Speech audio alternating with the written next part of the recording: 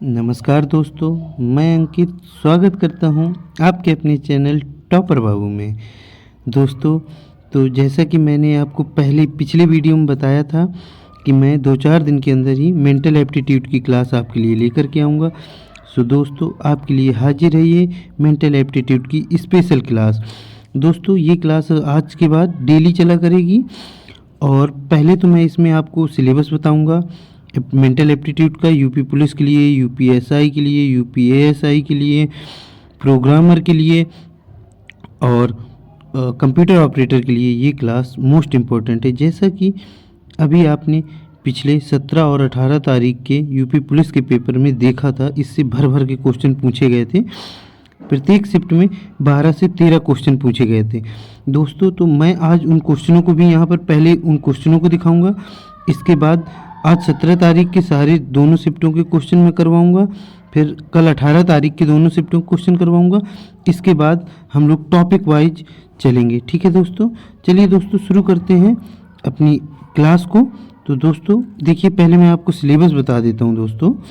तो जैसा कि आप लोग देख रहे हैं कि इसमें देखिए, मानसिक अभिरुचि में पहला क्या है, जनहित, निम्नलिखित के प्रति दृष्टिकोण आपको वो करना है, दृष्टिकोण रखना है, ठीक है। जैसे क्या है, पहला चैप्टर है जनहित, दूसरा है कानून एवं शांति व्यवस्था, तीसरा है सांप्रदायिक सद्भाव, चौथा है अपराध नियंत्रण, पांचवा है विधि का शासन, छठवां है अनुकूलन की क्षमता, सातवां है व्यावसायिक सूचना बेसिक स्तर की, और आठवां है पुलिस प्रणाली, नवां है समकालीन पुलिस मुद्दे एवं कानून व्यवस्था, फिर है व्यवसाय के प्रति रुचि, फिर मानसिक दृढ़ता, और इसके बाद है अल्पसंख्यकों एवं अल्प अधिकारों वालों के प्रति संवेदनशीलता, और फिर लास्ट है दोस्तों लैंगिक संवेदनशीलता, ठीक है दोस्तों। ये सारे चैप्टर हम एक एक करके धीरे धीरे सारे चैप्टरों को पढ़ेंगे।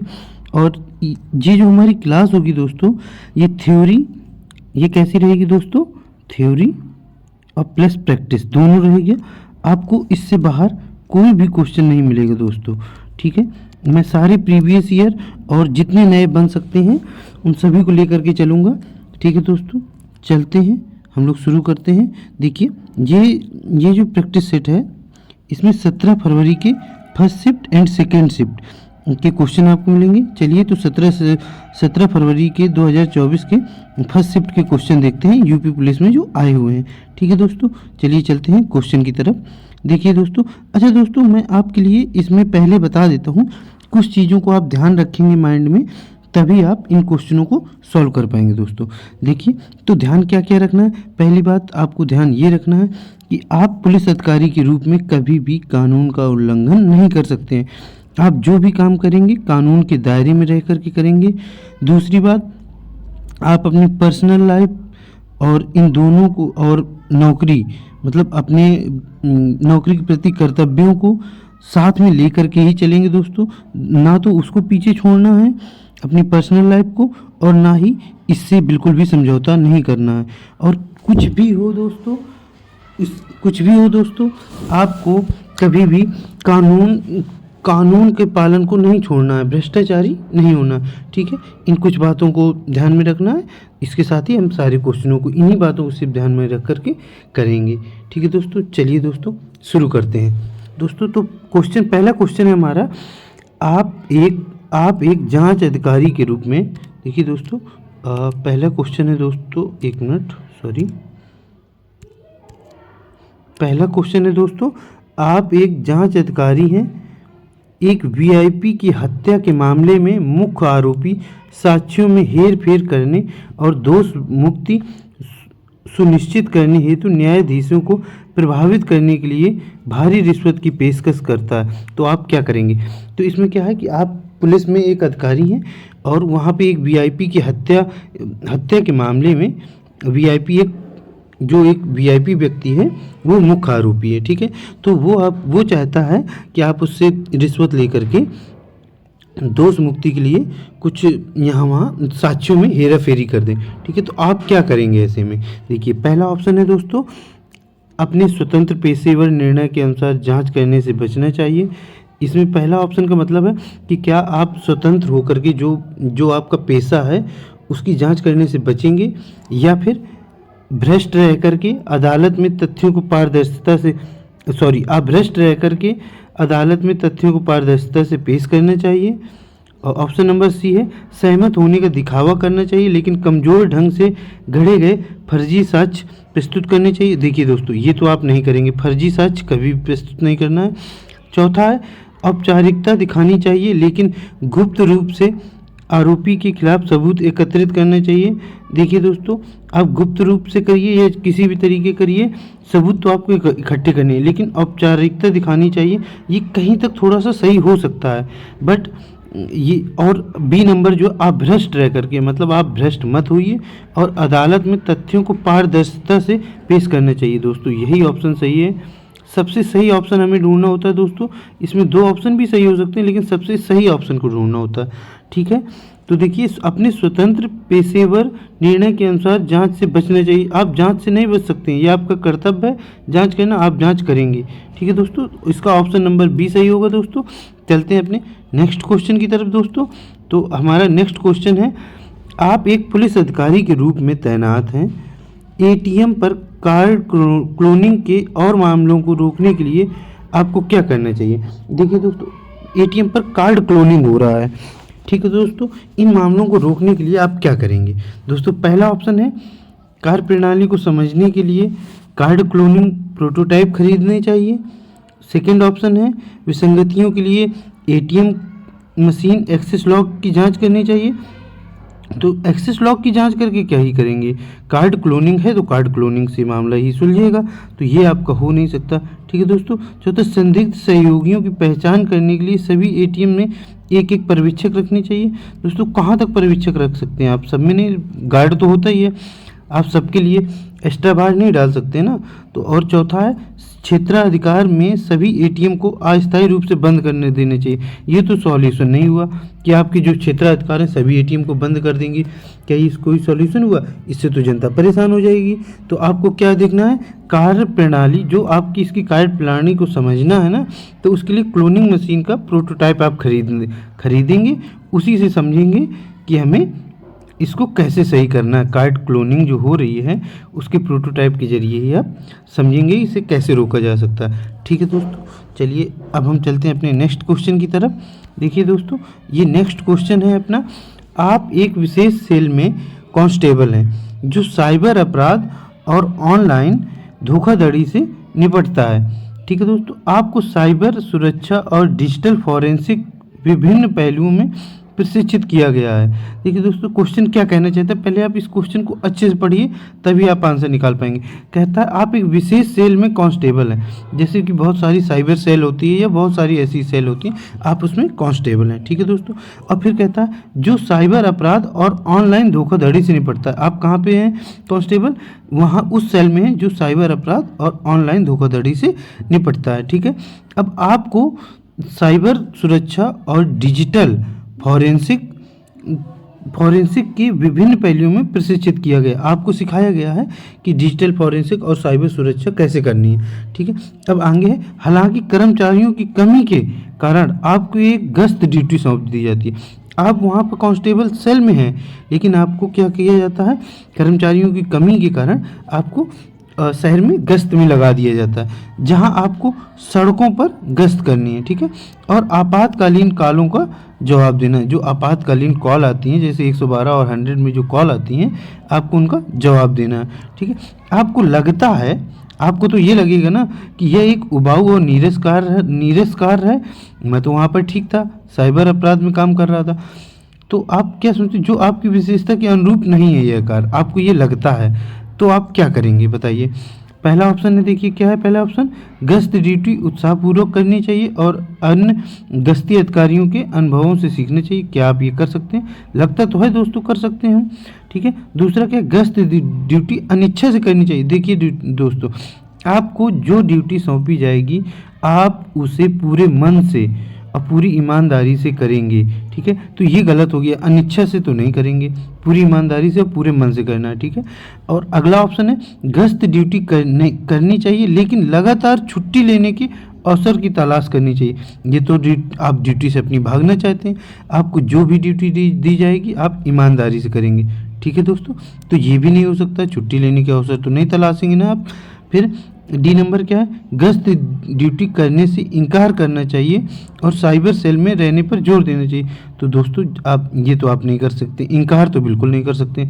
तो हमारा ऑप्शन कौन सा सही हो गया, ऑप्शन हो गया गश्त ड्यूटी उत्साह के पूर्वक करनी चाहिए और अन्य गश्त ड्यूटी में जो अधिकारी लगे हुए हैं उनसे अनुभव सीखना चाहिए कि ये कार्य कैसे करते हैं, हमें नए नए कार्य सीखते रहना है। ठीक है दोस्तों, चलते हैं अपन लोग नेक्स्ट क्वेश्चन की तरफ। तो अपना नेक्स्ट क्वेश्चन है, पीड़िता से बलात्कार की फॉरेंसिक साक्ष्य की जांच करते समय आपको क्या ध्यान रखेंगे। पीड़िता है कोई जिसका रेप हुआ है, उसके फॉरेंसिक साक्ष्य की जांच करते समय आप क्या याद रखेंगे। देखिए ऑप्शन नंबर 1 है प्रत्यक्ष भागीदारी के बिना अनुभवी महिला के निरीक्षक को स्थानांतरित करना चाहिए।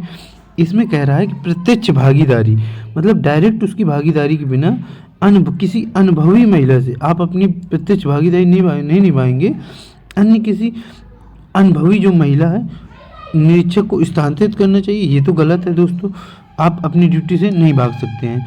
ठीक है, सेकेंड ऑप्शन क्या है, विश्वास कायम करने के लिए सादे कपड़ों में पीड़िता का व्यक्तिगत रूप से साक्षात्कार करना चाहिए। दोस्तों अगर आप सादे कपड़े में जाएंगे, आप वर्दी में नहीं होंगे, तो ज़रूरी नहीं है कि वो पीड़िता आप पर विश्वास करे। वो आपको कुछ ये भी सोच सकती है कि ये पुलिस वाला नहीं है, तो आप ये भी नहीं कर सकते दोस्तों। ठीक है, अगला ऑप्शन क्या है, बिना किसी महिला पुलिस की उपस्थिति के बेरहमी से मेडिकल परीक्षण पर ध्यान केंद्रित करेंगे। ये तो आपको साफ साफ दिख रहा है, आप बेरहमी से कैसे मेडिकल परीक्षण कर सकते हैं। और जब मेडिकल परीक्षण करते हैं तो वहाँ पर एक महिला पुलिस की उपस्थिति जरूरी है दोस्तों। ठीक है, आप किसी भी महिला को पकड़ने या उसका मेडिकल कराने जाएंगे तो उसमें क्या है, आपके साथ किसी भी महिला के बारे में अगर आप कोई भी जांच करने जाएंगे, आपके साथ महिला कांस्टेबल होना जरूरी है, कम से कम एक महिला। ठीक है, दूसरा क्या, छद्म नाम मतलब गलत नाम का उपयोग करके FIR के साथ दस्तावेजी पूर्ण करना चाहेंगे। गलत नाम का मतलब ये है किसी दूसरे नाम से। ठीक है, क्या होता है ना कि अपन यहाँ समाज ऐसा है तो उसकी इज्जत को बचाए रखने के लिए, ताकि उस जो पीड़िता है उसका सही नाम सामने ना आए, तो देखते हैं आप लोग न्यूज़ चैनल में भी उनका दूसरा नाम यूज किया जाता है पीड़िता का।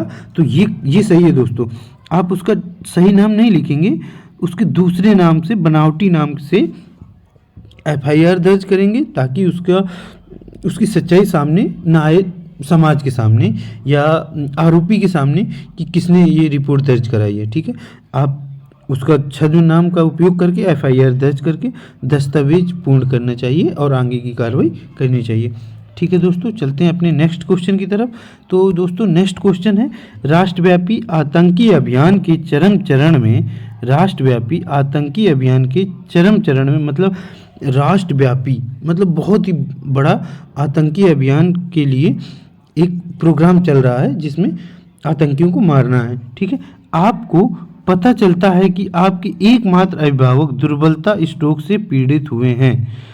तो आपको वहाँ पर, आप अभियान में हैं, आप आतंकी अभियान में हैं और आपको वहाँ पर पता चलता है कि आपके एकमात्र जो अभिभावक हैं वो दुर्बलता स्ट्रोक से पीड़ित हैं। ठीक है, तो आप क्या करेंगे। तो मैंने आपको समझाया था ना, आपको अपनी पर्सनल लाइफ और प्लस में ड्यूटी दोनों को साथ लेकर के चलना। इसी सिर्फ ये चीज़ आप जब माइंड में रखेंगे तो इससे इसका आंसर आ जाएगा दोस्तों। ठीक है, तो क्या है, अभिभावक को संभालने के लिए भाई बहनों से अपेक्षा करते हुए एक ही तरफ ध्यान केंद्रित करेंगे। ये दोस्त सही हो सकता है, क्योंकि आपने भाई बहनों से अपेक्षा करते हैं कि वो आपके अभिभावक का ध्यान रखेंगे, तो वहाँ अभिभावक का भी ध्यान रखा जा रहा है और यहाँ पर आप अपना पूरा ध्यान अपने अभियान पर भी लगा सकते हैं। ये सही हो सकता है। आगे के ऑप्शन देखते हैं दोस्तों। ऑप्शन नेतृत्व के बिना कुछ क्षेत्रों को दूरस्थ रूप से समन्वित करना चाहिए। ये दोस्तों गलत है कि ऑप्स मिशन के नेतृत्व के बिना आप कुछ भी नहीं करेंगे। ठीक है, अब आगे क्या, मिशन पूरा होने तक ध्यान भटकने से बचने हेतु समाचार छुपाएंगे। ये भी गलत है। आप समाचार छुपाएंगे मतलब आप अपने अभिभावक के प्रति जागरूक नहीं है, आप उनको उनका साथ नहीं देना चाहते, ये गलत है। आपको अभिभावक का भी ख्याल रखना है और अपनी ड्यूटी भी करनी है, ठीक है। तो और फिर डी नंबर क्या है, पारिवारिक प्राथमिकता के लिए निपुण डिप्टी को बागडोर सौंपनी चाहिए। दोस्तों आप अपनी ड्यूटी से भाग नहीं सकते हैं, ठीक है दोस्तों, तो ये भी गलत हो गया। तो दोस्तों ये सही है, आप अभिभावक को संभालने की भाई बहन से अपेक्षा करेंगे। आप अपने भाई बहन को फ़ोन करेंगे, उनसे कहेंगे कि आप अभिभावक का ध्यान रखें, उनका इलाज कराएं और आप अपना ध्यान पूरा अभियान पर केंद्रित करेंगे, ठीक है दोस्तों। चलते हैं अपने नेक्स्ट क्वेश्चन की तरफ, इसका ए ऑप्शन सही होगा। चलते हैं अपने नेक्स्ट क्वेश्चन की तरफ दोस्तों। तो नेक्स्ट क्वेश्चन है दोस्तों, एक पुलिस अधिकारी के रूप में ट्रांसजेंडर नागरिक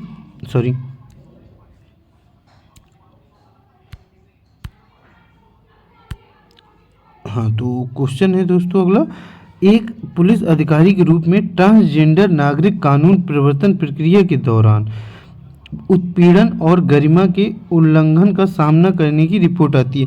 इसका मतलब पहले समझिए कि ये क्वेश्चन क्या कहना चाहता है दोस्तों। ये क्वेश्चन कहना चाहता है कि जो ट्रांसजेंडर के लिए कानून बनाया गया है, उसके प्रवर्तन के लिए, उसको लागू करने के दौरान उत्पीड़न और गरिमा कि उल्लंघन, किसी के ट्रांसजेंडरों का उत्पीड़न किया जा रहा है और गरिमा का उल्लंघन करने की रिपोर्ट दर्ज होती है, तो आप क्या करेंगे दोस्तों। देखिए, शिकायत ग्रहण करके इसे मानवाधिकार आयोग के पास प्रेषित करेंगे।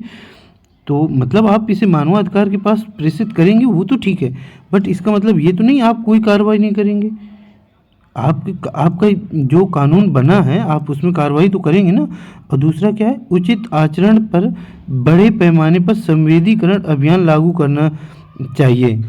बिल्कुल ये हो सकता है दोस्तों, ठीक है। उचित आचरण पर अगर कोई ऐसा आचरण करता है तो उस पर संवेदीकरण अभियान लागू कर सकते हैं बड़े पैमाने पर, मतलब लोगों को जागरूक कर सकते हैं, लोगों को संवेदनाओं को जगा सकते हैं, उन्हें बताएंगे कि कानून कैसा होना चाहिए, कानून क्या है, ठीक है दोस्तों। अब फिर सी नंबर है, अपराधियों के खिलाफ सख्त अनुशासनात्मक कार्रवाई लागू करनी चाहिए। ये भी दोस्तों हो सकता है। और डी ऑप्शन क्या है, सहभागिता के लिए लिंग अधिकार समुदाय स्वयंसेवकों की प्रतिनियुक्ति करनी चाहिए। दोस्तों देखिए, ये कहीं ना कहीं तीनों सही लग रहे हैं, पहला तो नहीं हो सकता है, ठीक है, बट ज़्यादा सही क्या है इस पर आपको ध्यान रखेंगे। देखिए क्या है दोस्तों, अपराधियों के खिलाफ सख्त अनुशासनात्मक कार्रवाई लागू करनी चाहिए, ठीक है दोस्तों, ये आपका सही होगा दोस्तों। आप क्या करेंगे, जो इस चीज़ का अपराध कर रहे हैं उन पर आप सख्त कार्रवाई करेंगे और इस कानून को लागू करवाएंगे जो कानून बना हुआ है, ठीक है दोस्तों। आपका काम है कानून को लागू कराना, ठीक है दोस्तों। अब चलते हैं अपने नेक्स्ट क्वेश्चन की तरफ। तो दोस्तों हमारा नेक्स्ट क्वेश्चन है, पुलिस अधिकारी के रूप में आप देखते हैं कि कुछ धार्मिक अल्पसंख्यकों को पड़ोस में प्रवेश से वंचित किया जा रहा है। मतलब धार्मिक अल्पसंख्यक हैं जो हमारे, उन पर पड़ोस में प्रवेश करने से वंचित किया जा रहा है, मतलब प्रवेश नहीं करने दिया जा रहा। तो दोस्तों ये तो गलत बात है। तो आप अधिकारी के रूप में क्या करेंगे, चलते देखते हैं ऑप्शन दोस्तों। तो पहला ऑप्शन है, अल्पसंख्यक समुदाय के अधिकारियों को तैनात करके विविधता लागू करना चाहिए। ये तो कहीं से सही नहीं लग रहा दोस्तों। आप अल्पसंख्यक समुदाय को वंचित किया जा रहा है, तो आप चाह रहे हैं कि अल्पसंख्यक समुदाय को के अधिकारियों को वहाँ पे तैनाती की जाए, ये गलत है, ये ऑप्शन आपका सही नहीं होगा, ठीक है। अगला ऑप्शन देखते हैं, शिकायतों को राज्य की अल्पसंख्यक कल्याण योजनाओं को संदर्भित करेंगे। दोस्तों ये भी ऑप्शन नहीं होगा, क्यों, इसमें आप क्या करेंगे, आपकी ड्यूटी क्या है, आप अल्पसंख्यक कल्याण योजनाओं को संदर्भित करेंगे, ये तो पूरा सही नहीं हुआ ना। आप कार्रवाई क्या करेंगे वो ये पूछ रहा है, ठीक है। तनाव को कम करने के लिए बहुधार्मिक समुदाय संवाद आयोजित करेंगे।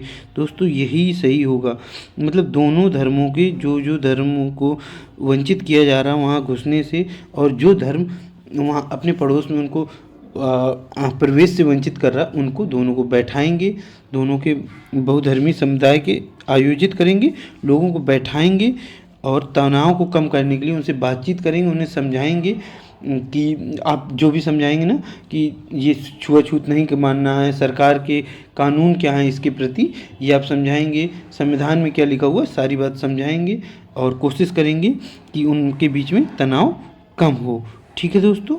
तो ऑप्शन इसका क्या होगा, सी नंबर, ठीक है। अब चलते हैं अपन लोग नेक्स्ट क्वेश्चन की तरफ। दोस्तों नेक्स्ट क्वेश्चन है, एक पुलिस अधिकारी के रूप में आप एक जिले में एक स्टेशन में नियुक्त किए जाते हैं। निम्नलिखित में से कौन सा उस अधिकारी का नाम है जो पुलिस स्टेशन का प्रभारी होता है। देखिए इतना बड़ा क्वेश्चन दिया हुआ है, लेकिन मेन क्वेश्चन क्या है, उस पुलिस अधिकारी का नाम क्या है जो पुलिस स्टेशन का प्रभारी होता है। देखिए दोस्तों, जो प्रभारी होता है वो SHO होता है। ठीक है दोस्तों, तो SHO को इंग्लिश में क्या कहते हैं, स्टेशन हाउस ऑफिसर। ठीक है दोस्तों, इसकी फुल फॉर्म ये होती है। ठीक है दोस्तों, तो इसका क्या होगा option number D, station house अधिकारी। ठीक है दोस्तों, इसका ये सही हो जाएगा। थाने का हेड कौन होता है, स्टेशन हाउस अधिकारी। इंग्लिश में क्या बोलते हैं इसे, SHO शॉर्ट फॉर्म। ठीक है दोस्तों, चलिए चलते हैं अपने नेक्स्ट क्वेश्चन की तरफ। तो दोस्तों नेक्स्ट क्वेश्चन है, एक पुलिस अधिकारी के रूप में कानून लागू करने में आपके निर्णय लेने में क्या मार्गदर्शन करेगा। आप एक पुलिस अधिकारी हैं, आप कानून को लागू करना चाहते हैं, तो उसके लिए आपका मार्गदर्शन क्या, ऐसा क्या है जो आपको मार्गदर्शन लागू करेगा। ठीक है, व्यक्तिगत नैतिक मूल्यों को लागू करना, भले ही स्थापित नियमों के विपरीत हो। दोस्तों आप व्यक्तिगत नैतिक मूल्यों को कानून के बीच में नहीं घुसेड़ सकते हैं। जो कानून है आप उसी का पालन करेंगे, अपनी तरफ से कुछ भी लागू नहीं करेंगे। ठीक है दोस्तों, और सेकेंड ऑप्शन है, व्यक्ति स्थिति के लिए समानुभूत और विचार के साथ कानूनी आवश्यकताओं को संतुलित करना। दोस्तों ये आपका ऑप्शन सही हो सकता है। ठीक है दोस्तों, ये आपका ऑप्शन सही हो सकता है दोस्तों, बी नंबर। ठीक है, अब आगे भी पढ़ लेते हैं। अपने वरिष्ठों के फैसलों पर सवाल उठाए बिना उनके आदेशों का पालन करना। दोस्तों ये भी गलत है। अगर वरिष्ठ गलत कर रहे हैं तो आपको उनमें सवाल उठाना ही होगा। ठीक है, आप ऐसे ही अगर गलत कर रहे हैं, अगर सही है तो फिर आपको उन पर उठाए बिना आदेशों का पालन करना होगा। ठीक है दोस्तों, डी नंबर है, व्यक्तिगत परिस्थितियों की परवाह किए बिना कानूनों का अक्षरशः कड़ाई से पालन करेंगे।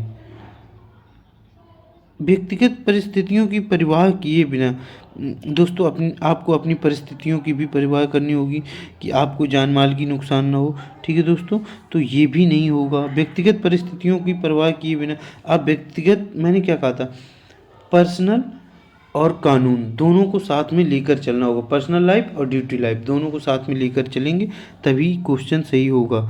ठीक है, तो आपका क्या होगा, स्थिति के लिए समानुभूति और विचार के साथ कानूनी आवश्यकताओं को संतुलित करेंगे। ठीक है, इसके थ्रू आप अपने निर्णय लेंगे, ये आपका निर्णय लेने में मार्गदर्शन करेगा। ठीक है दोस्तों, चलते हैं अपन लोग नेक्स्ट क्वेश्चन में। दोस्तों तो नेक्स्ट क्वेश्चन है अपना, एक पुलिस अधिकारी के रूप में कुछ धार्मिक रीति रिवाज पूजा स्थलों में महिलाओं के प्रवेश पर सर्वोच्च न्यायालय के निर्देशों का उल्लंघन करते हैं। तो इसमें क्या है, एक आप किसी जगह पर एक पुलिस अधिकारी हैं। ठीक है, जैसे कि अभी एक सबरीमाला वाला वो था, वहाँ पर महिलाओं को घुसने नहीं दिया जा रहा था, लेकिन सर्वोच्च न्यायालय ने आदेश दिया था कि वहाँ पे महिलाएं भी पूजा कर सकती हैं। ठीक है, ऐसा ही है ये क्वेश्चन, आप कहीं पे पुलिस अधिकारी हैं और सर्वोच्च न्यायालय ने कोई निर्देश दिए हुए हैं महिलाओं के प्रवेश के लिए या रीति रिवाज के लिए। ठीक है, तो आप वहाँ पर क्या करेंगे, अगर उनका उल्लंघन वहाँ पर किया जा रहा है, उन कानूनों को नहीं माना जा रहा है, आप वहाँ पर क्या करेंगे। चलिए देखते हैं ऑप्शन। तो पहला ऑप्शन है, आध्यात्मिक प्रमुखों की सहायता का लाभ उठाते हुए राय देने वाले नेताओं को संवेदनशील बनना चाहिए। नहीं दोस्तों, नेताओं से कोई मतलब नहीं इसमें। ठीक है, और तो नेक्स्ट ऑप्शन है, अदालती फैसलों को बरकरार रखने हेतु इन रीति रिवाज के खिलाफ सार्वजनिक रूप से आरोप लगाने की धमकी देनी चाहिए। दोस्तों आप धमकी किसी को नहीं दे सकते हैं, आप झूठे आरोप किसी पर नहीं लगा सकते हैं दोस्तों। ठीक है, अब नेक्स्ट क्या है, छुट्टी लेकर इस स्थिति से बचना चाहिए। नहीं, आप अपनी ड्यूटी से भाग नहीं सकते हैं।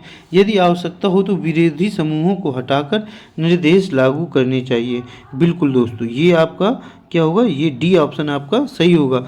यदि आपको आवश्यकता हो कानून के पालन कराने के लिए, तो जो विरोधी समूह है जो उसका विरोध कर रहे हैं उन्हें हटा करके आप निर्देश लागू करेंगे, क्योंकि जो न्यायालय का फैसला है वो सर्वोच्च होता है, उसको आपको लागू ही करना है। ठीक है दोस्तों, ऑप्शन नंबर इसका डी सही होगा। ठीक है, चलते हैं अपने नेक्स्ट क्वेश्चन की तरफ।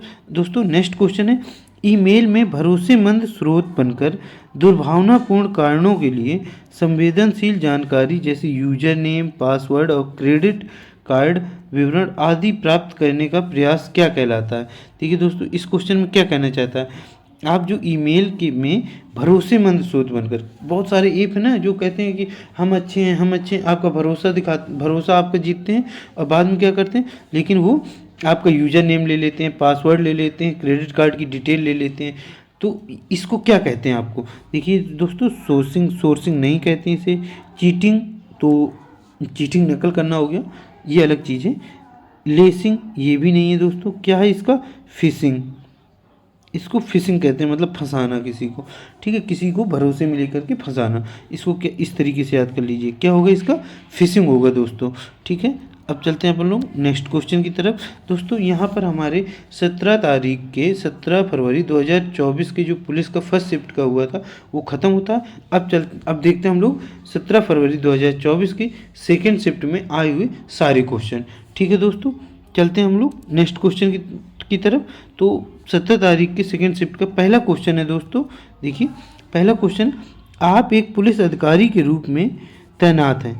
एक स्थानीय मेले में उत्तेजित भीड़ एक किशोर पर चोरी का आरोप लगाती है और मॉब लिंचिंग का प्रयास करती है। दोस्तों इसमें क्या कह रहा है, आप एक पुलिस अधिकारी के रूप में तैनात हैं, आप मेले में ड्यूटी करने गए हैं, वहाँ पर क्या होता है, एक व्यक्ति को लोग पीट रहे हैं और कह रहे हैं ये चोर है। हो सकता है उसने चोरी की हो, चोर हो भी सकता है, नहीं भी हो सकता है, आपको नहीं पता है, लेकिन वहाँ पर वो पीट रही है, तो आप क्या करेंगे उस समय, मॉब लिंचिंग का प्रयास करें। अब मॉब लिंचिंग क्या होता है दोस्तों, मॉब लिंचिंग होता है कई लोग मिल करके एक व्यक्ति को मारना, उसे जान से भी मार देना, ठीक है दोस्तों। तो कई लोग मिलकर, वो गलत हो या ना हो व्यक्ति, लेकिन आप समूह बना करके उसे मार नहीं सकते हैं। उसे सज़ा कौन देगा, उसे सज़ा कानून ही देगा, आप उसे कानून के थ्रू ही सज़ा दिलाएंगे, ये चीज़ आप ध्यान रखेंगे, ठीक है। तो अब चलते हैं ऑप्शन देखते हैं। ऑप्शन क्या है, यदि पर्याप्त सबूत उपलब्ध हैं तो भीड़ को आरोपी को दंडित करने देना चाहिए। मतलब ये ऑप्शन कहना चाहता है यदि आपके पास पर्याप्त सबूत हैं कि वो चोर है तो आप भीड़ को छोड़ दो कि आप दंडित इसको मार सकते हो। ये तो गलत है ना, आप कानून के तहत ही उसे सज़ा दिला सकते हैं, भीड़ में नहीं उसे छोड़ सकते हैं, वरना उसे मार डालेंगे। ये ऑप्शन बिल्कुल गलत हो जाता है दोस्तों। अब नेक्स्ट को ऑप्शन है, निष्पक्ष सुनवाई सुनिश्चित करने के लिए किशोर को बचाना चाहिए और भीड़ को तितर बितर करना चाहिए। ये ऑप्शन हो सकता है दोस्तों, उसे निष्पक्ष सुनवाई तो होना ही चाहिए, किशोर गलत है या नहीं है, और ये कहाँ होगी, ये तो कोर्ट में ही हो सकती है, तो भीड़ को तितर बितर कर सकते हैं दोस्तों, यही ऑप्शन इसका सही है, ठीक है दोस्तों। अब बाकी ऑप्शन भी देख लेते हैं क्यों गलत हैं। दबाव डालकर आरोपी से जुर्म कबूल करवाना चाहिए, नहीं, आप किसी पर भी दबाव नहीं डाल सकते हैं, जुर्म कबूल करने के लिए आप दबाव नहीं डाल सकते हैं, आप पर्याप्त सबूत जुटाइए फिर उससे वो करिए, तब वो जुर्म कबूल करेगा, यही प्रक्रिया होती है, ठीक है दोस्तों। अब नेक्स्ट है इसका, पूछताछ के लिए आरोपी को गिरफ्तार करने के लिए बल का प्रयोग करना चाहिए, नहीं, ये भी गलत है आपको, ठीक है दोस्तों। अब चलते हैं, इसका ऑप्शन होगा बी, निष्पक्ष सुनवाई सुनिश्चित करने के लिए किशोर को बचाना चाहिए और भीड़ को हटा करके आप किशोर को बचाएंगे और उसे थाने ले जाएंगे, उससे पूछताछ करेंगे, आपको लगता है वो दोषी है, फिर आप उसको कोर्ट ले जाएंगे, ठीक है दोस्तों। अब चलते हैं आगे नेक्स्ट क्वेश्चन की तरफ दोस्तों, देखते हैं अपना अगला क्वेश्चन। दोस्तों अपना अगला क्वेश्चन है, दंगा प्रभावित बहुधार्मिक इलाके में पुलिस प्रमुख के रूप में आप क्या करेंगे। कहीं पर दंगा हो गया और अलग अलग धर्मों को, बहुधार्मिक है, बहुत सारे धर्म के लोग रहते हैं उस इलाके में, आप पुलिस प्रमुख के रूप में क्या करेंगे वहाँ पर। ऐसा ही क्वेश्चन हम पीछे भी देख चुके हैं, चलिए देखते हैं इसके ऑप्शन। संवाद के माध्यम से समूहों में सामंजस्य स्थापित करने के लिए बड़ों को शामिल करेंगे, ये दोस्तों हो सकता है बिल्कुल, ये इस पिछले क्वेश्चन की तरीके ही है इसका ऑप्शन। अगला देखते हैं, समाधान के लिए नगर पालिका अधिकारियों के साथ चिंताओं को प्रस्तुत करेंगे। इसमें नगर पालिका का तो कोई मतलब नहीं है, आप कानून के रक्षक हैं, आप प्रशासनिक कार्रवाई करेंगे उसमें, ठीक है। अब आगे चलते हैं, अगला, सामुदायिक सीमाएं लांघने वाले उपद्रवियों पर सख्त कार्रवाई करेंगे। दोस्तों ये भी गलत है, जिसके खिलाफ सबूत नहीं है आप उसे सज़ा नहीं दे सकते हैं, और दंगा फैला हुआ है तो उसे संभालने की कोशिश करनी है हमें, और फैलाने की नहीं, ठीक है। अगर आप ऐसा करेंगे, सख्त कार्रवाई करेंगे तो दंगा और ज़्यादा फैल सकता है दोस्तों। नेक्स्ट ऑप्शन है, तनाव कम होने तक अनिश्चितकालीन कर्फ्यू लगा देंगे। कर्फ्यू लगाना कोई वो नहीं है, इसका कोई क्या कह सकते हैं, इससे जरूरी नहीं दंगा शांति हो जाएगा कर्फ्यू लगाने से, हो सकता है कर्फ्यू फिर हटे फिर दंगा हो। तो हम लोग क्या करेंगे, पहला ऑप्शन दोस्तों इसका सही है, संवाद के माध्यम से, मतलब बातचीत के माध्यम से दो धर्मों के बीच में सामंजस्य स्थापित करेंगे और जो भी कारण होगा दंगों का उनको शांत करने की कोशिश करेंगे। दोनों धर्मों के को एक साथ बैठा करके बातचीत के माध्यम से उस बात को, जो भी जिस वजह से भी दंगा हो रहा है, उसे ख़त्म करने की कोशिश करेंगे। ठीक है दोस्तों, अब चलते हैं अपने नेक्स्ट क्वेश्चन की तरफ। तो नेक्स्ट क्वेश्चन है दोस्तों अपना, आप एक पुलिस अधिकारी के रूप में तैनात हैं। जो भी क्वेश्चन आ रहा है देखिए आपको पुलिस अधिकारी के रूप में ही तैनात कर रहा है। ठीक है, आपको आगामी आगे क्या, आपको आगामी स्थानीय निकाय चुनावों को हिंसक रूप से बाधित करने की तैयारी की विश्वसनीय जानकारी प्राप्त होती है। अर्थात क्या है, आप एक पुलिस अधिकारी के रूप में कहीं पर नियुक्त हैं, आपको पता चलता है जो निकाय चुनाव होने वाले हैं दोस्तों, स्थानीय निकाय चुनाव होने वाले हैं, उसमें कुछ लोग हिंसा करेंगे, इसकी तैयारी, हिंसा करने की तैयारी चल रही है और आपको विश्वसनीय जानकारी ये प्राप्त होती है। तो आप क्या करेंगे दोस्तों? ठीक है, देखते हैं ऑप्शन इसमें पहला ऑप्शन है राजनीतिक अभियान कार्यक्रमों पर प्रतिबंध लगाना चाहिए और सभा को प्रतिबंधित करना चाहिए। दोस्तों ये तो नहीं हो सकता है, आप जो ये राजनीतिक अभियान है उनको चलने देंगे, आप अपनी कार्रवाई करेंगे ताकि ये अभियान भी चलते रहें और कोई भी दंगा ना हो, कोई भी हिंसा ना हो। ठीक है दोस्तों, आगे क्या, तोड़ फोड़ से बचने के लिए निवारक नज़रबंदी की कार्रवाई करेंगे। दोस्तों ये भी सही नहीं है, क्यों, आपको नहीं पता ना कि क्या क्या होने वाला है, आप पहले से किसी को नज़रबंद करने का कोई वो मतलब नहीं है। आप और अच्छा क्या कर सकते हैं, ये ऑप्शन देखिए, संवेदनशील क्षेत्रों में सहायक पुलिस संवर्धन जुटाना, मतलब जो क्षेत्र संवेदनशील है वहाँ ज़्यादा पुलिस भेजना, गश्त करवाना। ठीक है दोस्तों, तो ये आपका हो सकता है। चुनावी प्रक्रिया को स्थगित करना, देखिए दोस्तों ये तो कुछ मतलब नहीं हुआ कि चुनावी प्रक्रिया को स्थगित कर देंगे, आप अभी स्थगित कर देंगे, जब भी चुनाव होंगे हो सकता है फिर वही चीज़ हो, तो आप ऐसा नहीं कर सकते हैं। चुनाव को आपको अच्छे ढंग से कराना है, उसमें बिना हिंसा के, आपकी ये ड्यूटी है। तो आप क्या करेंगे, संवेदनशील, जो क्षेत्र संवेदनशील हैं, जहां आपको लगता है कि यहाँ पे दंगा हिंसा हो सकती है, वहां आप ज़्यादा पुलिस बल जुटाएंगे और वहां पर ज़्यादा पुलिस बल जुटा करके उसको निर्देशित करेंगे कि यहाँ पर कोई भी दंगा ना हो पाए, वहाँ पर गश्त करेंगे, अन्य कार्रवाई करेंगे। ठीक है दोस्तों, चलते हैं अपने नेक्स्ट क्वेश्चन की तरफ।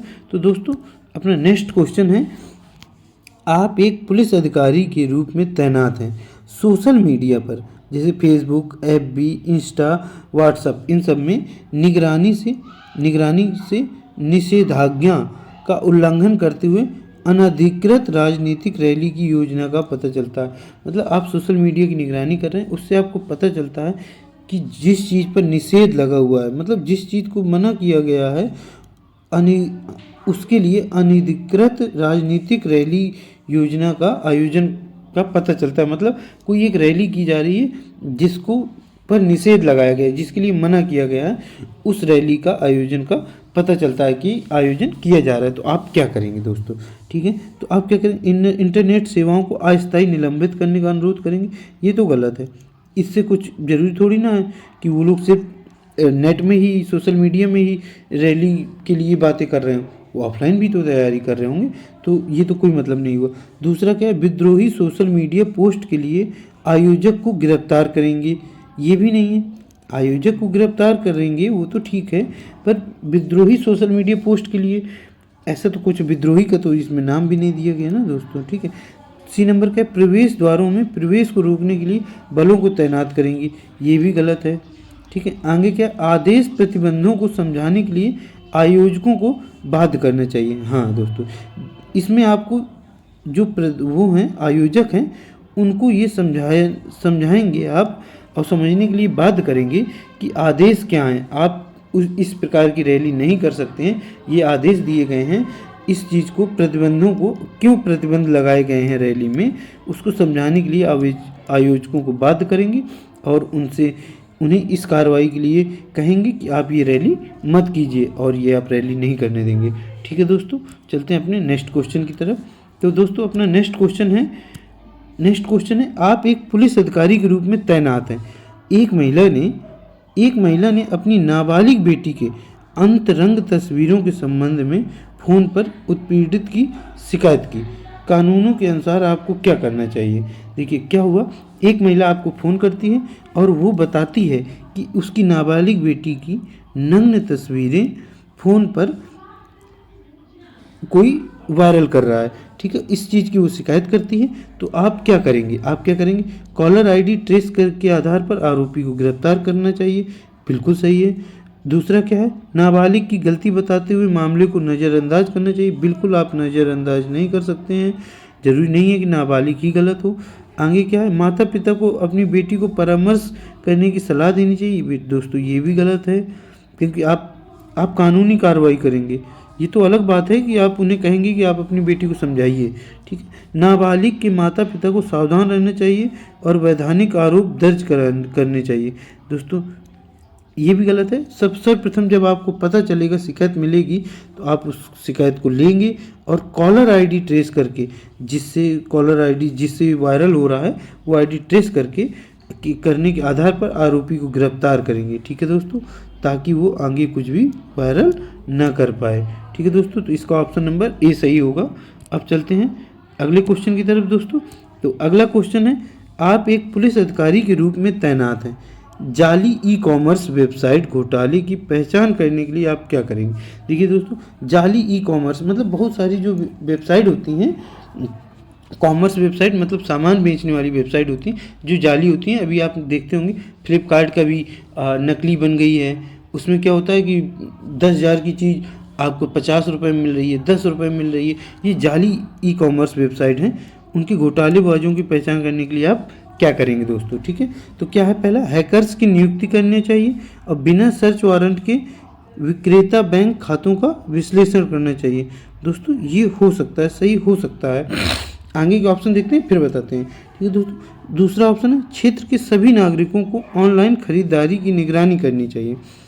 ये तो दोस्तों नहीं है, ये ऑनलाइन कौन क्या खरीद रहा है इसकी निगरानी आप नहीं कर सकते, ये तो बहुत ज़्यादा ब्रॉड एरिया हो जाएगा, ठीक है दोस्तों। और कहाँ से खरीद रहा है इसकी निगरानी आप नहीं रखना चाहिए, ठीक है। अगला ऑप्शन क्या है, सभी अनधिकृत ऑनलाइन शॉपिंग पोर्टल्स और ऐप्स पर प्रतिबंध लगाना चाहिए, बिल्कुल ये भी दोस्तों हो सकता है।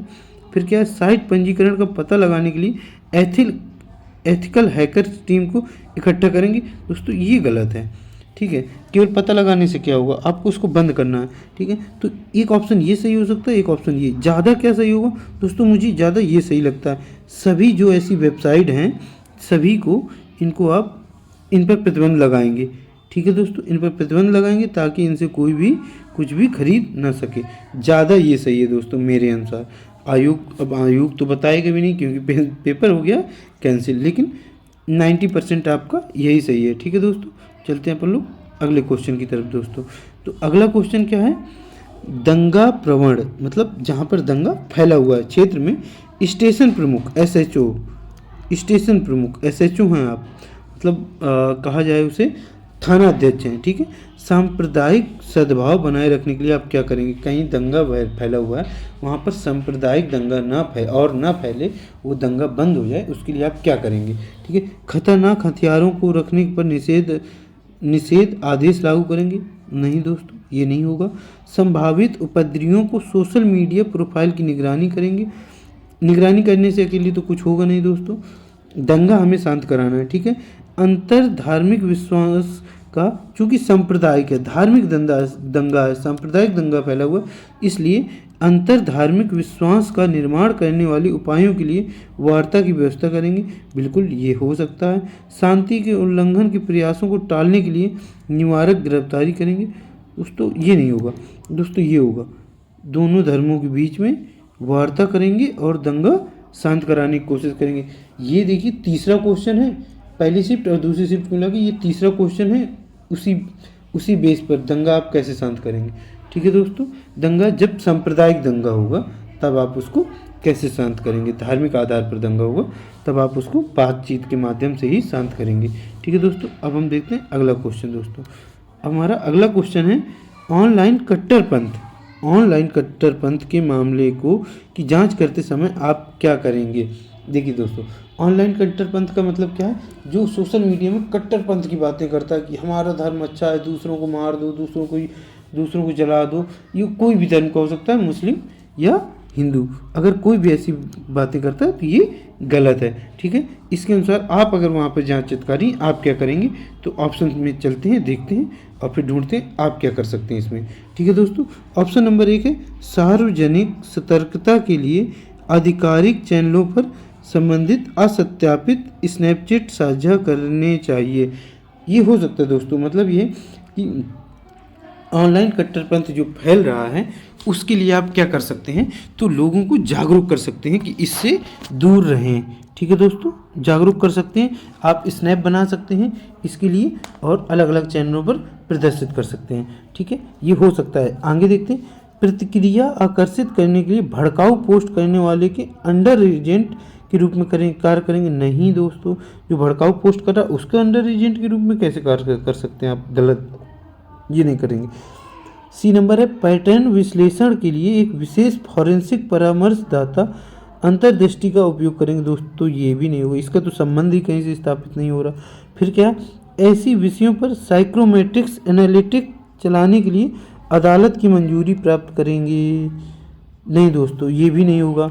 तो इसका ऑप्शन क्या होगा, ये होगा सार्वजनिक सतर्कता के लिए आधिकारिक चैनलों पर संबंधित असत्यापित स्नैप्स साझा करेंगे, ठीक है दोस्तों। आप स्नैप अब बनाएंगे जागरूकता के लिए और उनको अलग अलग जगह पर डालेंगे, ठीक है दोस्तों।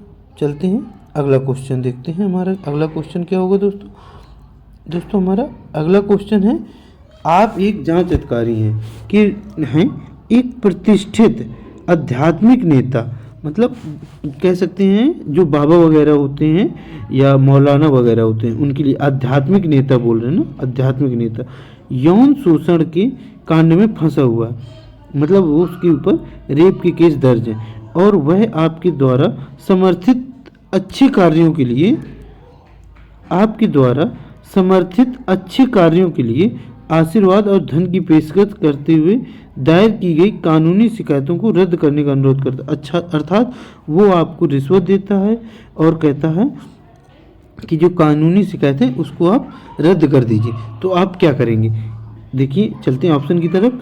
कानूनी रूप से निष्क्रियता का वादा करके पीड़ित तक पहुंचने में गुप्त रूप से सहायता करनी चाहिए। नहीं दोस्तों, ये तो हो ही नहीं सकता है, निष्क्रियता का वादा करके पीड़ित तक पहुंचने नहीं देंगे आप उसे, ठीक है।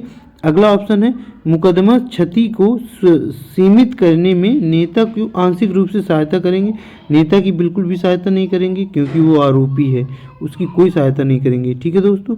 अगला ऑप्शन है मानक मानदंडों का उल्लंघन करते हुए व्यक्तिगत रूप से अभियोजन चलाना चाहिए। नहीं दोस्तों, आप मानदंडों का उल्लंघन नहीं कर सकते हैं, कानून का उल्लंघन नहीं कर सकते हैं। अगला ऑप्शन क्या है, प्रक्रिया के अनुसार निष्पक्ष जांच करने के लिए प्रतिबद्ध होना चाहिए।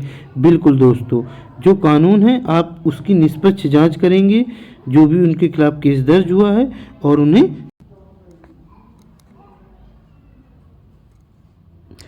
हाँ तो दोस्तों देखते हैं हम अपना अगला क्वेश्चन दोस्तों। तो हमारा अगला क्वेश्चन है, आप एक अपराध शाखा इकाई में एक निरीक्षक हैं जो संगठित अपराधों और गिरोहों में से निपटती है। आप पिछले 3 वर्षों में इस इकाई में कार्यरत हैं, आप कहीं पर कार्यरत हैं किसी संगठन में, ठीक है। हालांकि नीति में बदलाव के कारण आपको एक महिला सेल में स्थानांतरित किया गया। नीति में कुछ बदलाव होता है और आपको दूसरी जगह महिला सेल में ट्रांसफर कर दिया जाता है, जहां आप महिला सुरक्षा और सशक्तिकरण में से संबंधित मामलों में निपटान होता है। आपको लगता है कि यह काम चुनौतीपूर्ण और फायदेमंद काम है, आप क्या करेंगे बताइए दोस्तों, आप क्या करेंगे। आप क्या नीति परिवर्तन को स्वीकार करना चाहिए और अपराध शाखा इकाई में अपने संपर्क और भागीदार बनाए रखने का प्रयास करना चाहिए। दोस्तों, आप नीति का परिवर्तन का स्वीकार तो करेंगे और अपराध शाखा इकाई में नीति और ये कोई मतलब नहीं हुआ, क्योंकि आप वापस जहाँ पर हैं उससे कोई मतलब नहीं है, आप आगे की तरफ देखेंगे जहां आपको ट्रांसफ़र किया गया। अगला क्या, नीति परिवर्तन की चुनौती देनी चाहिए। नहीं, यहीं से देखो गलत हो गया, जो नीति परिवर्तन हुआ आप उसको चुनौती नहीं दे सकते हैं दोस्तों। अगला, नीति परिवर्तन को स्वीकार करना चाहिए और जल्द से जल्द अपराध शाखा इकाई में वापस जाने के तरीकों की, नहीं दोस्तों, आप वापस जाने की तलाश नहीं करेंगे, जो आपको ड्यूटी दी गई वो करेंगे। क्या है, नीति परिवर्तन को स्वीकार करना चाहिए और महिला सेल में मामलों से निपटने के लिए अपने कौशल और अनुभव का प्रयोग करना चाहिए। दोस्तों यही ऑप्शन सही है। आप क्या करेंगे, नीति में परिवर्तन को स्वीकार करना चाहिए और महिला सेल में जो मामले हैं उनसे निपटने के लिए अपने कौशल और अनुभव का प्रयोग करना चाहिए। ठीक है दोस्तों, चलते हैं अपन लोग अगले क्वेश्चन की तरफ। अगला क्वेश्चन क्या है, एक महिला पुलिस अधिकारी के रूप में आपके जिले में अल्पसंख्यक धार्मिक घृणा अपराधों की रिपोर्ट करते हैं, आप क्या करेंगे। दोस्तों देखिए इसमें क्या है, जब अल्पसंख्यक धार्मिक घृणा अपराधों की रिपोर्ट करता है तो आप क्या करेंगे, नफरत भरे पोस्टरों को बड़े पैमाने पर रिपोर्ट करने के लिए जिला साइबर गश्त लागू करेंगे। अगला ऑप्शन देखते हैं, कट्टरपंथी वैचारिक समूह पर ऑनलाइन प्रोफाइल निगरानी करनी चाहिए। सामुदायिक नेताओं को शामिल करते हुए अंतर धार्मिक शांति का पहल करना चाहिए। ये दोस्तों यही सही होगा। ये चौथा क्वेश्चन है धर्म से संबंधित। सब में आप क्या करेंगे, बातचीत करेंगे समुदाय के लोगों को बुला करके। ठीक है दोस्तों, चलते हैं अगले क्वेश्चन की तरफ। अगला क्वेश्चन क्या है, राष्ट्रीय सुरक्षा की प्राथमिकता तब चरमोत्कर्ष पर पहुंचती है जब आपका जीवन साथी किसी गंभीर दुर्घटना का शिकार हो जाता है जिसके लिए सर्जरी की आवश्यकता है। देखिए क्या है, इसमें राष्ट्रीय सुरक्षा जो है आपको राष्ट्रीय सुरक्षा में ड्यूटी लगाई गई है और उसी समय पर चरमोत्कर्ष पर है वो सुरक्षा, उसी समय पर आपका जो जीवन साथी है वो दुर्घटनाग्रस्त हो जाता है तो आप क्या करेंगे। पारिवारिक प्राथमिकता के लिए ड्यूटी को पूरा प्रभार सौंपना चाहिए, नहीं दोस्तों ड्यूटी को पूरा प्रभार नहीं सौंप सकते हैं। ध्यान भटकाने से बचने के लिए परिवार को सूचित, ये भी गलत हो गया, आप सूचना देंगे, सूचना करने में देरी नहीं करेंगे। तीसरा क्या, रणनीतिक रूप से व्यापक टीम के बीच विशेषज्ञता क्षेत्रों को आवंटित करेंगे, दोस्तों ये भी नहीं होगा। परिचालन समन्वय नियुक्त करके, जो परिचालन समन्वय मतलब आप किसी को वहाँ पर नियुक्त करके संक्षिप्त अवकाश, नहीं दोस्तों सॉरी, इसका ऑप्शन ये नहीं होगा दोस्तों, इसका ऑप्शन होगा परिवारन समन्वय नियुक्त करते हुए संक्षिप्त अवकाश लेना चाहिए। नहीं, ये नहीं, आप अवकाश इस समय आप अवकाश नहीं ले सकते हैं क्योंकि चरमोत्कर्ष पर है सुरक्षा। रणनीतिक रूप से व्यापक टीम की विशेषज्ञता क्षेत्रों को आवंटित, ये भी नहीं हो सकता दोस्तों, ये भी नहीं। आपका ये होगा, परिवार प्राथमिकता के लिए ड्यूटी को पूरा प्रभार सौंपना चाहिए। परिवार प्राथमिकता को लेंगे और ड्यूटी का पूरा प्रभार आप किसी दूसरे अधिकारी को सौंप देंगे। ठीक है दोस्तों, आगे चलते हैं अपने नेक्स्ट क्वेश्चन की तरफ। अपना नेक्स्ट क्वेश्चन है दोस्तों, एक पुलिस अधिकारी के रूप में मैं निम्नलिखित द्वारा देशभक्ति का सर्वोत्तम प्रदर्शन करता हूँ। क्या है, एक पुलिस अधिकारी के रूप में मैं निम्नलिखित द्वारा देशभक्ति का सर्वोत्तम प्रदर्शन कब करता हूँ। लोकतांत्रिक संस्थानों की सुरक्षा करके, बिल्कुल सही है। कानून तोड़कर, गलत। नागरिकों पर अपने धार्मिक मूल्य नहीं थोप सकते हो। प्रदर्शनकारियों को बस में करने के लिए बल प्रयोग करके, नहीं दोस्तों क्या होगा, लोकतांत्रिक संस्थानों की सुरक्षा करके देशभक्ति का सर्वोत्तम प्रदर्शन करूंगा दोस्तों। अगला क्वेश्चन है दोस्तों, एक पुलिस अधिकारी के रूप में, दोस्तों अगला क्वेश्चन, एक पुलिस अधिकारी के रूप में आप वरिष्ठ अधिकारी के खिलाफ महिला कांस्टेबल की ओर से कार्यस्थल पर यौन उत्पीड़न की शिकायत दर्ज होती है।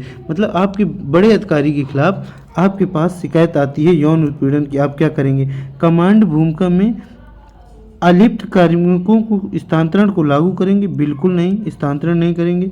कार्रवाई का वादा करते हुए आंतरिक शिकायत समिति का गठन करेंगे, बिल्कुल दोस्तों ये हो जाएगा। इसका ऑप्शन क्या होगा, कार्रवाई का वादा करके आप आंतरिक शिकायत समिति का गठन करेंगे जो जांच करेगी कि ये जांच शिकायत सही है उत्पीड़न की या नहीं है। अगर शिकायत सही है तो फिर आप उसके खिलाफ आगे की कार्रवाई करेंगे। ठीक है दोस्तों, चलते हैं अपने नेक्स्ट क्वेश्चन की तरफ।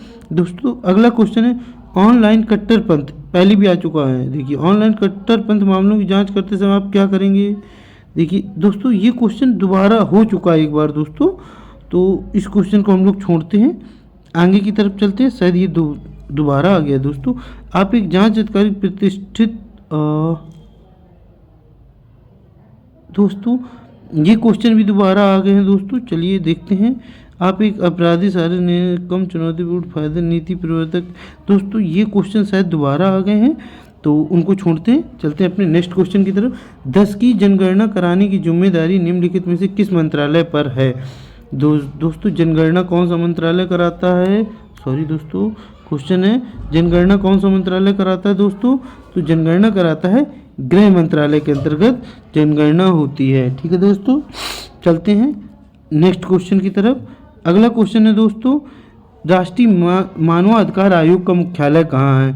राष्ट्रीय मानवाधिकार का आयोग का मुख्यालय कहाँ है दोस्तों? नई दिल्ली में। दोस्तों यहाँ पर हमारी क्लास होती है समाप्त। अब नमस्कार दोस्तों, यहाँ पर हम अपनी क्लास समाप्त करेंगे। अब कल आप देखेंगे 18 तारीख को जो एग्ज़ाम हुए फर्स्ट एंड सेकेंड शिफ्ट के, दोनों शिफ्टों के मैं क्वेश्चन लेकर के आऊँगा। उसके बाद इसको अपन लोग कंटिन्यू करेंगे दोस्तों, धीरे धीरे चैप्टर वाइज चैप्टर, साथ में थ्योरी प्लस प्रैक्टिस सेट लेकर के चलेंगे। ठीक है दोस्तों, मिलते हैं कल मिलते हैं दोस्तों नेक्स्ट क्लास में। 18 तारीख के फर्स्ट एंड सेकेंड शिफ्ट की मैं क्वेश्चन लेकर के आऊँगा। जय हिंद, जय भारत। दोस्तों शेयर करिए, सब्सक्राइब करिए, कमेंट जरूर करिए। आपको अच्छा लगता है तो लाइक भी कीजिए। धन्यवाद दोस्तों।